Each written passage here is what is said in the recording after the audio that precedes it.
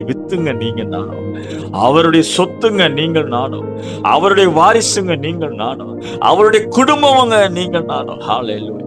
நீங்கள் ஒரு நாளும் அந்தகாரத்தில் இருக்கவே கூடாது. மற்றவர்களைப் போல வாழவே கூடாது. மற்றவர்கள் தடவுற போல விசுவாசி தடவே கூடாது. வாழ்க்கையை தடவி தடவி தடவி வாழக்கூடாது.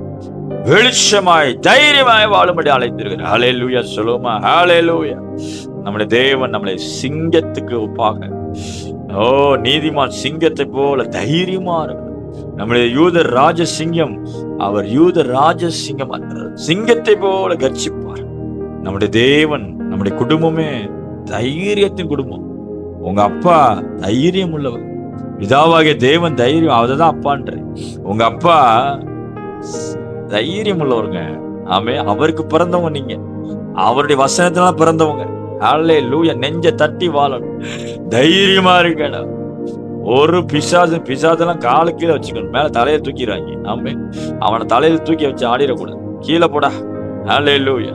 சர்ப்பம்லாம் கீழே தான் இருக்கு. அதனாலதான் சர்ப்பங்களையும் தேள்களையும் மிதிக்கவும் போட்டுக்க, அடிக்கவும் போட்டுக்க.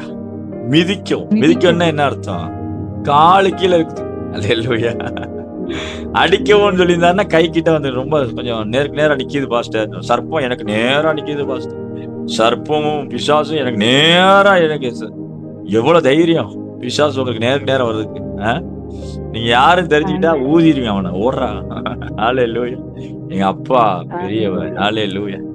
என் அப்பா பெரியவர். நான் அவருடைய பிள்ளை, அவர்கிட்ட இருந்து வெளியே வந்தாள். நீங்கள் நானும் தேவன்கிட்ட இருந்து வெளியே வந்திருக்கிறோம். ஆமென். ஆதாம் எங்க இருந்து வந்தான்? கர்த்தரால உண்டாக்கப்பட்ட சரீரம், கர்த்தர் உண்டாக்கின சரீரம், கர்த்தர் எடுத்தார். ஆதாம்கிட்ட என்ன சுவாசம் ஓடி இருக்குது? குரங்குல இருந்து மனுஷன் வந்தான்னு எவனோ ஒருத்தன் சொன்னானா? ஆனா ஆண்டவர் சொல்ல, என் சுவாசத்தை உனக்கு தர்றேன். ஹalleluya. நீ என்னுடைய ப்ராடக்ட், என்னுடைய குழந்தை, என்னுடைய பிள்ளை. ஏன்னா என் சுவாசம் தான் உன் மூக்குல இருக்குது. அல்லேலூயா சொல்லுவோம். உங்க சுவாசம் தேவனுடைய சுவாசம், தெரியுமா உங்களுக்கு? இந்த சுவாசத்தை தொடர்றதுக்கு பிசாத்துக்கு அனுமதி கிடையாது. அது தேவனுடைய ப்ராடக்ட். நீங்கள் நானும் தேவனுடைய சொத்து, தேவனால் பிறந்தவர்கள். தேவனுடைய சுவாசத்தை ஊதினார், நாசியில சுவாசத்தை ஊதினாரா மனுஷன் ஜீவாத்மான. இந்த சுவாசம் யாருடையது? தேவனுடையது, தேவனுடையது, தேவனுடையது, தேவனுடையது. நீங்கள் உங்களுடையவர்கள் அல்ல, நீங்கள் மனுஷனுக்குரியவர்கள் அல்ல, தேவனுக்குரியவர்கள். ஹalleluya, ஹalleluya, ஹalleluya. தைரியமா இருக்கு. ஆண்டவருடைய மகிமை உங்களை மூடட்டும்.